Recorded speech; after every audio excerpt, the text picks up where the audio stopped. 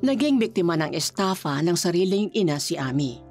Sa kabila ng pagkakaroon ng trabaho, naging mahirap para sa kanya ang magbayad ng mga utang dahil sa naluging negosyo. Nauwi sa depresyon ang kanyang takot na makulong. Na-hire ako, Bean.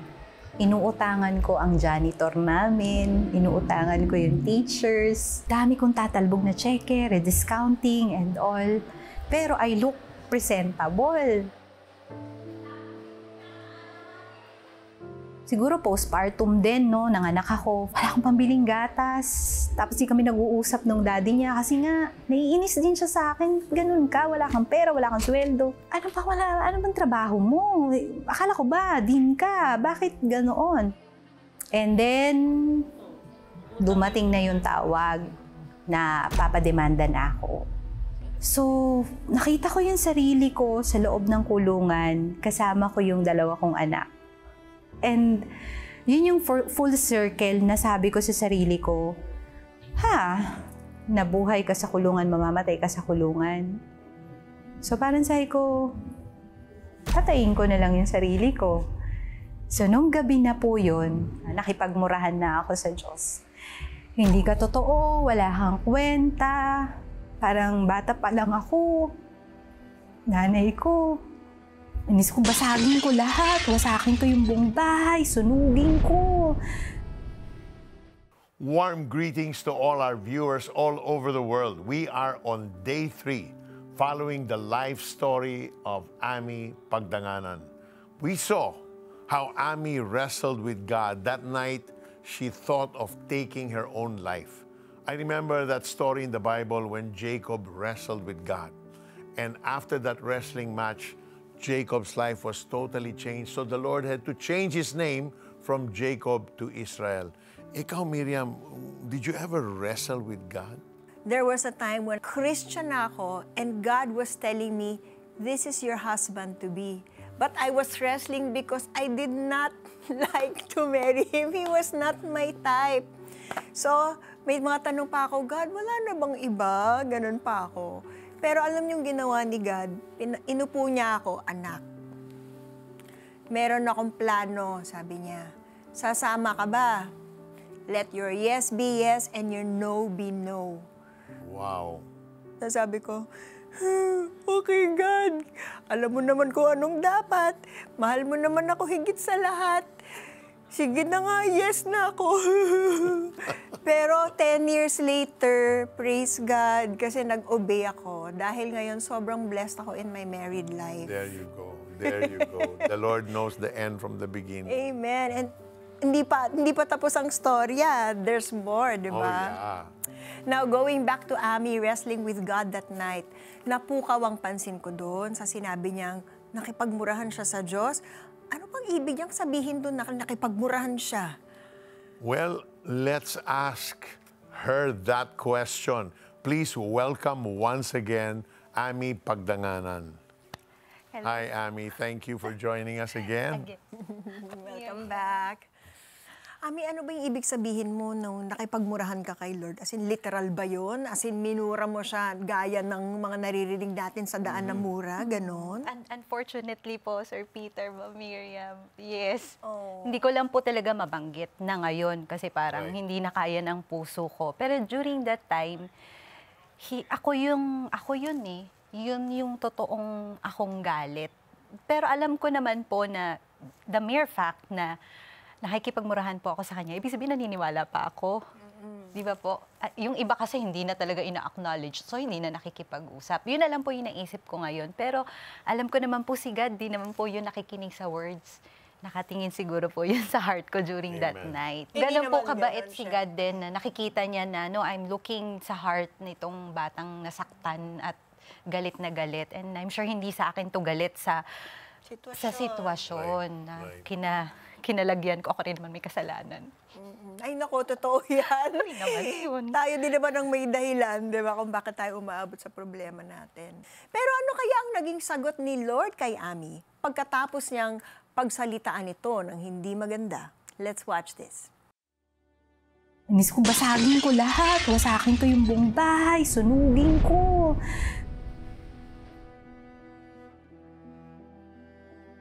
sigaw na hindi ka sumisigaw kasi gabi.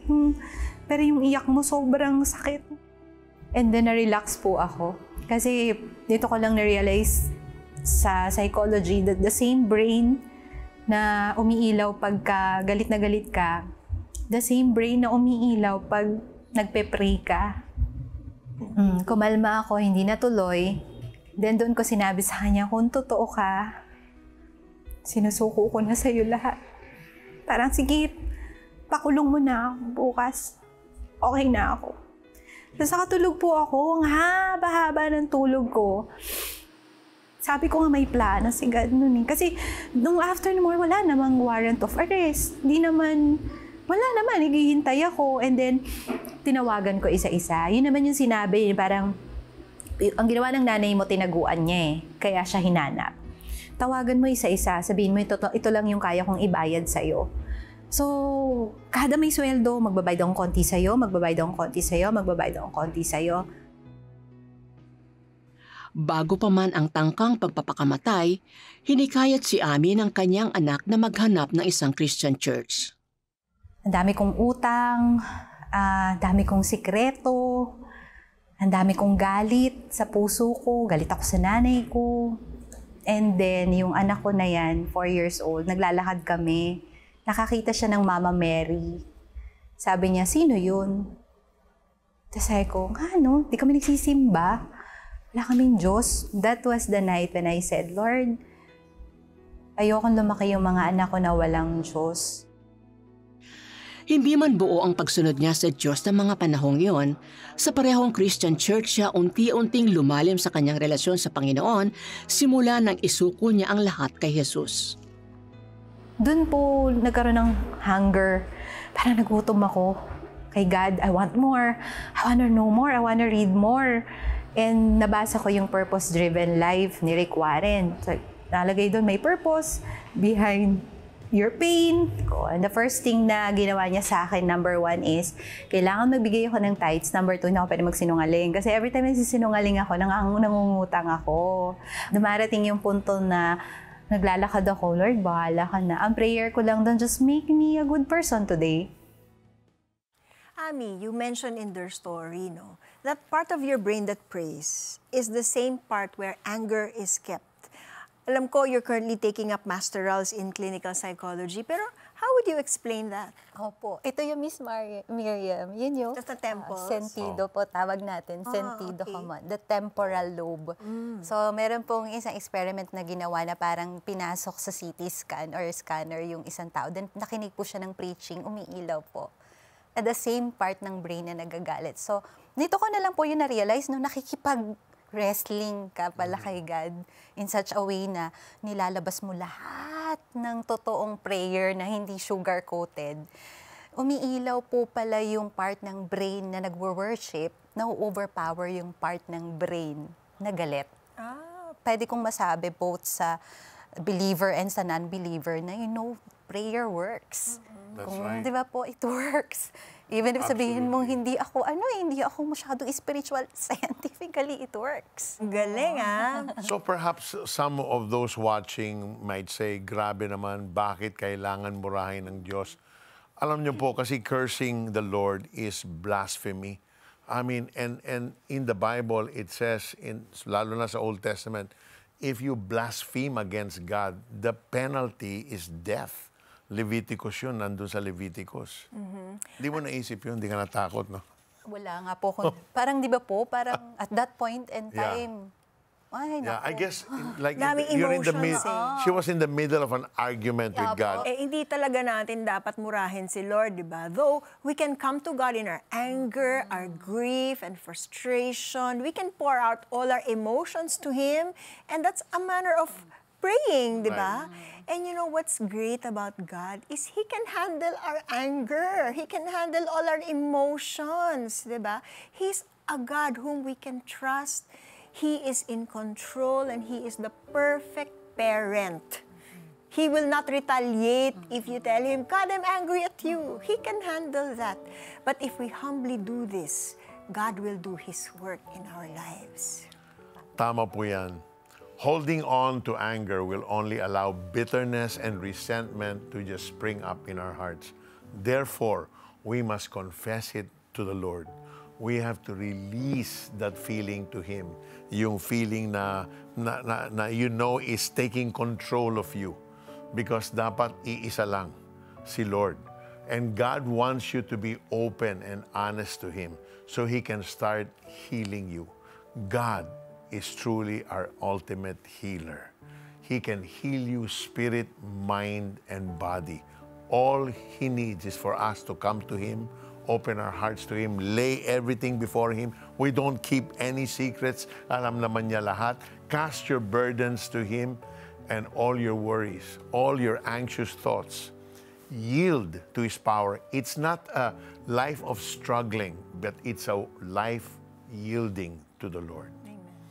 And I want to pray for those that are watching right now, siguro, Ami, like you also, Miriam, you said you had your moments of struggle, and they too are also struggling with the Lord. And the Lord wants you to come to Him. He wants us to cease struggling, but yield our life to Him. Let's pray. Heavenly Father, I'm tired. I'm so tired struggling.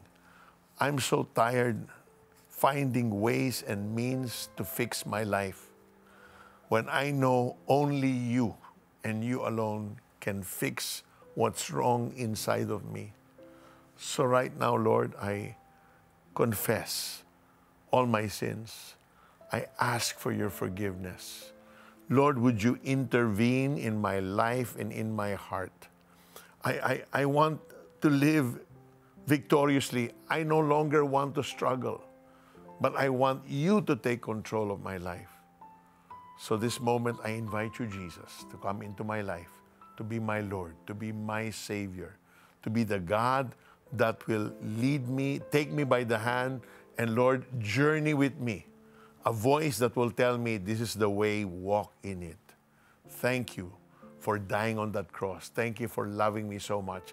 Thank you for never, ever giving up on me. I pray this prayer from my heart. In the name of Jesus, amen and amen. If you prayed with Peter, please send us a message on our Facebook page, the 700 Club Asia or CBN Asia. Our prayer counselors are there 24/7 to reply to your message. Or you can call us on the numbers you see on your screen. Ibang klase rin kasi yung therapy program na ginawa sa iyo ni Lord, di ba, Ami?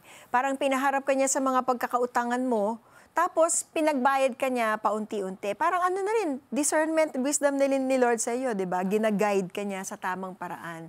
Pati yung pagtatithes mo sa Kanya. Sa palagay mo ba, bakit gano'n ang pinagawa sa iyo ni Lord?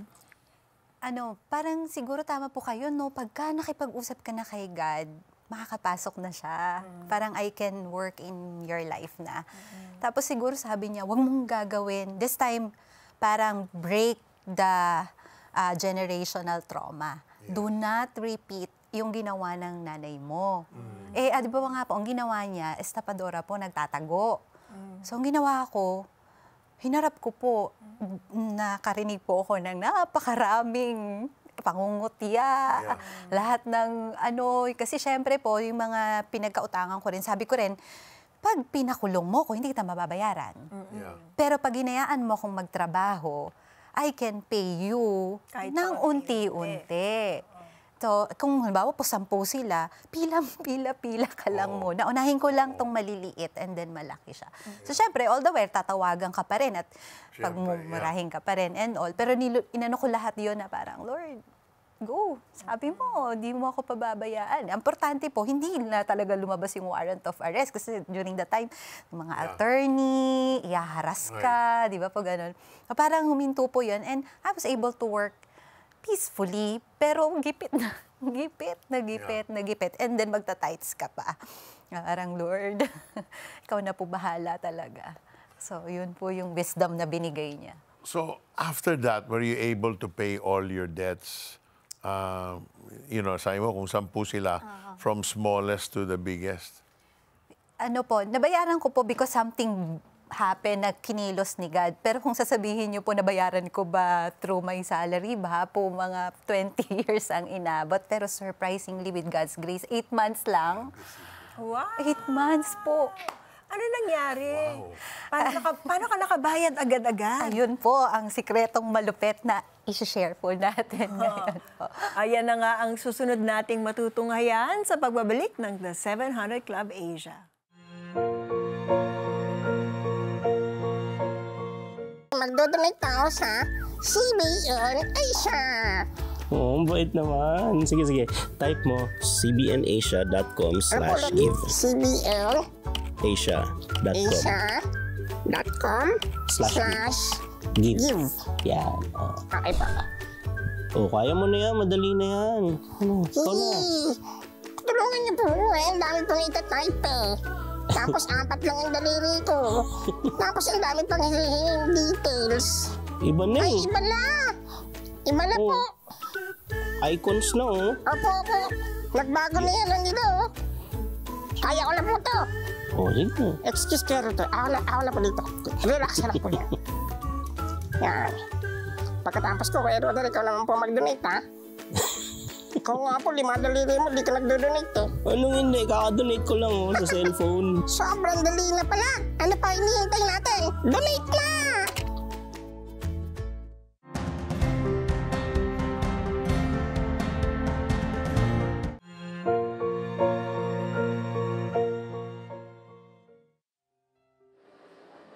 Sa patuloy na paninindigan ni Ami sa tama, isang tao sa kanyang trabaho ang ginamit ng Diyos upang makawala sa patong-patong na utang.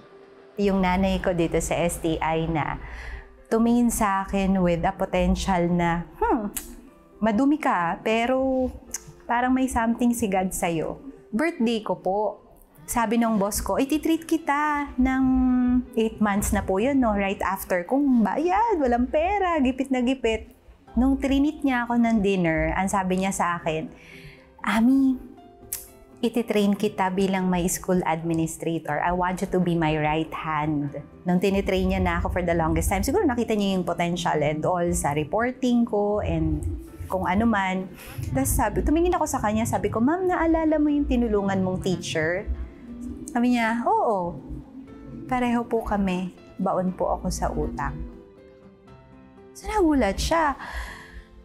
Sabi niya, sige, paano kita tutulungan? Magkano ba yan? So, in-open ko na po lahat. Tapos sinabi ko sa kanya, Ma'am, super thank you po sa tiwala. Pati yung alok niyo po na promotion. Ang sa akin po, wag niyo lang akong tanggalin kasi nagbabayad ako ng utang.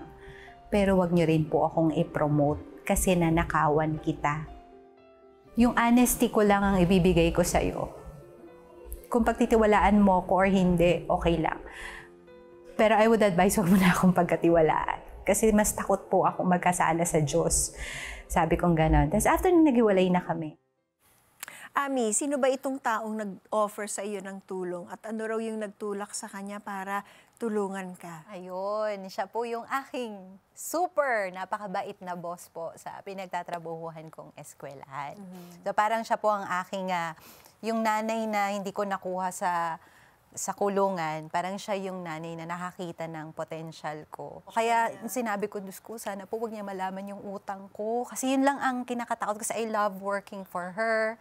Tapos yun nga po biglang nung nalaman niya na siya po yung nagsabi sa akin, magkano ba yan? Okay ko, less than 500,000, ma'am. Ha? So may sweldo ka naman, paano? And siguro po ang nagtulak sa kanya is, I want the potential of this person, pero hindi ko makukuha yung full potential niya kung distracted siya sa... So, in a way, business sense din po yung kanya. And at the same time, yung understanding niya na I need a partner in running the school.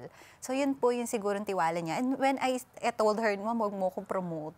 Huwag mo akong promote, malalagot ka. Because I felt like I still have yung issue ng nanay ko sa akin.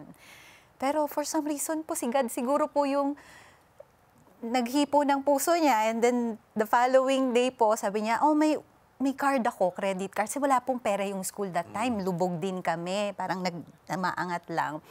Sabi niya, may credit card ako. Lagi na lang kung tinatawagan, pautang daw. Kaya mo bang magbayad ng 1%? And from someone na utangera, I go for 30%, 20%. Wow. Di ba po? 1%. Everything. Yeah, sa lahat sa 10 tao kung sino yan. Give me the names. Nagpatawag ako ng mga meeting. Ito na check mo. Di ba? Pero yun, pag looking back, kaya nga po kanina parang, ang hirap panoorin.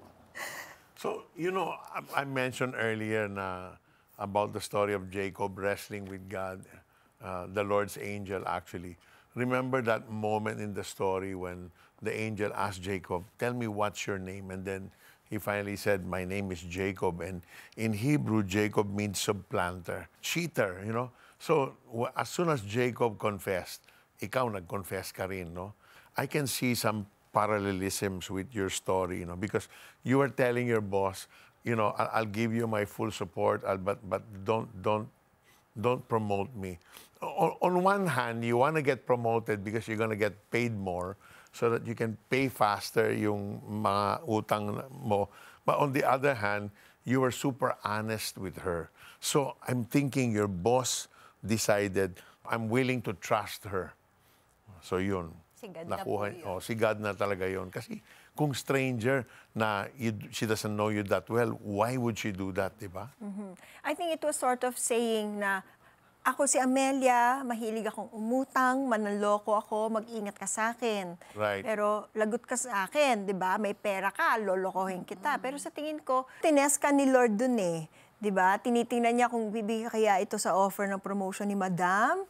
Di ba? Pero tinanggihan mo. So paano yun? Makakabayad pa kaya ng utang si Ami? Abangan po natin yan sa aming pagbabalik. Good Deeds Bacamo, willing to help sa mga nangangailangan ng prayer and miracle, missionary training and medical services. Magagawa mo lahat ng ito bilang partner ng CBN Asia. Donate 1,000 pesos and you'll receive back and forth. Listen to Peter Kairuz and his sons engage in real talk. My children and I often get engaged in a lot of conversation. I still have questions for them that I reserve specially for you. A special prayer for fathers by Gordon Robertson to make a life-changing impact and become a CBN Asia partner today. For the first 5 who will call, magbibigay si Miss Ami ng set ng books na yan. Call 8737-0700. Tumawag na kayo agad-agad.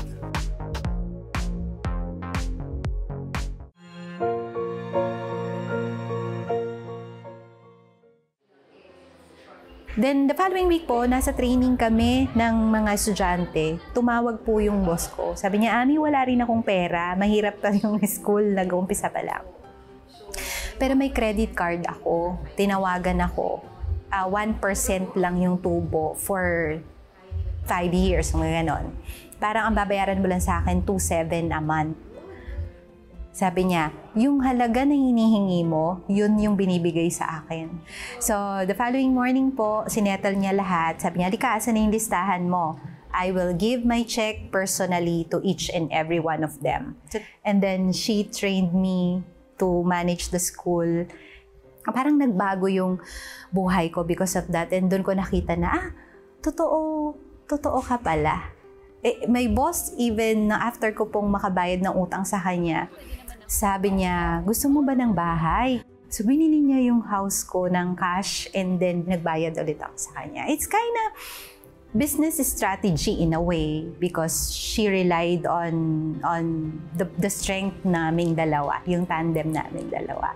So, ganun din. After kung mabayaran yung bahay, you like a car? O, sige, bayaran natin yung car ng cash and then bayaran mo na lang ako. Sa pagbuti ng kalagayang pinansyal ni Ami, unti-unti ring umayos ang relasyon nila ng kanyang ina. Nagdesisyon na rin si Ami na unti-unting ipaliwanag sa mga anak ang kanilang sitwasyon bilang isang second family. Going back to the story of Jacob in the Bible, Jacob wrestled with the angel sent by God. When he asked Jacob, "What is your name?" Jacob said, "My name is Jacob," which means supplanter, cheater. And then Jacob said to the angel, "I will not let you go until you bless me." And the Lord blessed him. But before that, he changed his name from Jacob to Israel. Ikaw, Ami, how did God change you? Alam niyo po, Sir Peter, he also falsified my name. So during the time when I was living in Sin, I used the surname ng aking partner na police. So ibig sabihin, I was living a lie behind pa dun sa trauma. And nung time na yon na po-promote po ako ng boss ko, ang sabi niya, ilalagay kita sa board of something. Iyak na naman po ako sa boss ko. Na parang, ma'am, this is my true name. And alam niyo po, naisip ko ngayon looking back, if I was still using that name, hindi po ako magagamit ni God. Kasi every time I will tell the story, sinong nagsasalita? Yung sinungaling o yung ikaw? So literally, I went back to the surname ng tatay ko. And because it's a premonition of what will happen, na parang, balik ka sa pangalan mo, hindi ko po kayang sabihin sa boss ko, balikan mo yung pangalan mo because marami akong plano for you. Pag bumalik ka sa pangalan mo. When you did that, the truth set you free. Ami, sa lahat ng pinagdaanan mo, pagdating sa issue ng kaperahan, ano ang greatest lesson na tutunan mo na nais mong may bahagi sa kanilang lahat? Ayan, Sir Peter, 3 lang po. Paulit-ulit. Tithes, bigay mo kay God lahat kasi sa Kanya naman yan. Mag-invest ka kay God, dodoblehin niya yung investment sa'yo pabalik. Pangalawa po, huwag ka magsisinungaling dahil kapatid ng kasinungalingan ang pangungutang. At pangatlo po, wala po sa laki-liit ng sweldo. Dahil naranasan ko pong malaking sweldo, baon pa rin ako sa utang. Nasa stewardship po yan at yung mamuhay ka within the capacity ng iyong sweldo po. Ayan. Wisdom. Wisdom. Thank you so much. Miss Ami, for that. Those tips are so valuable also. Live within your means. Importante. At kita mo, sinabi niya, una si Lord. Amen. Ay nga sa Biblia, di ba? True godliness with contentment, it's in itself great wealth. Ang nagmamay-ari sa lahat ng mundo ay ang Panginoong Diyos. At ang lahat ng ito ay pinagkatiwala naman niya sa atin. Stewardship ang tawag dyan. And a good steward will be marked by his conviction. Sabi sa 1 Corinthians 4:2, now it is required that those who have been given a trust must prove faithful. Kaya nga, dapat maging honest tayo sa pagbabayad ng ating mga responsibilidad, kasama na riyan ang buwis, utang at mga pledges. Kung ano ang hiniram, dapat isaoli. Kung ano ang ipinangako, dapat tuparin. Dahil ang pagiging honest o tapat ay binibiyayaan ng Panginoon. Sabi nga sa 1 Samuel, the Lord rewards everyone for their righteousness and faithfulness. Sa 1 Samuel 26 verse 23 po yan. Amen. So if you want to see more of these inspiring stories, partner with us. Send us a message on our Facebook Messenger, the 700 Club Asia, or you can call the number on the screen or scan the QR code displayed. May God bless you and keep you. May He make His face shine upon you and give you peace. At hindi pa po tapos ang masalimuot na life story ni Ami. Bukas, panibagong pagsubok na naman ang pag-uusapan natin. Ito po, silipin natin yan. Subalit panibagong pagsubok na naman ang kanyang kakaharapin matapos ang isang routine check-up sa doktor. Nakitaan siya ng maliit na myoma, subalit lumaki ito katagalan. Ano ang magiging epekto nito kay Ami na unti-unti nang lumalakad ng tuwid sa Panginoon? Muli kaya siyang manlamig sa Panginoon? Malalaman natin yan bukas sa pagpapatuloy ng kwento ni Ami.